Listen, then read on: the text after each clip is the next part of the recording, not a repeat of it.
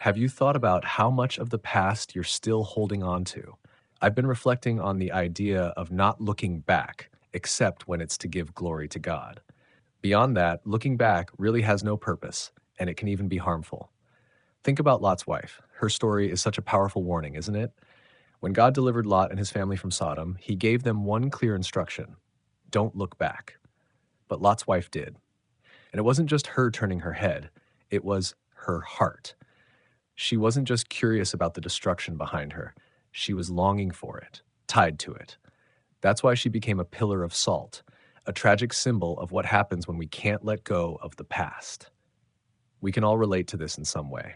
How often do we find ourselves dwelling on regrets, past sins, or seasons we wish had turned out differently? It's tempting to look back, but the problem is it keeps us stuck. We can't move forward in faith if we're constantly looking over our shoulder. But the Bible doesn't leave us without hope. Paul's words in Philippians 3 come to mind. Forgetting what is behind and straining toward what is ahead, I press on toward the goal. Paul wasn't ignoring his past. He knew better than anyone the weight of it, but he also knew the power of Christ to redeem it. And that's why he could let it go and move forward. Now, don't get me wrong, there is a time to look back. The Bible tells us to remember God's faithfulness, to recount his deeds and give him glory.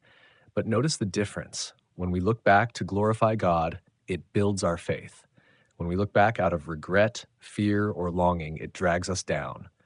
Isaiah 43 says, "Forget the former things, do not dwell on the past. See, I am doing a new thing." That's God's promise for us as we step into this new year. He's already at work, preparing the way ahead. So why waste time clinging to what he's already called us to leave behind? Here's the challenge for the new year. Let's leave the past in the past, except when we're giving God glory for how far he's brought us.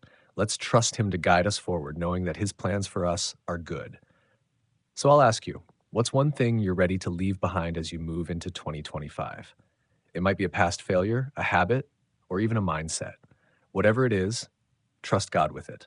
Let him transform it for his glory as you press on toward what lies ahead.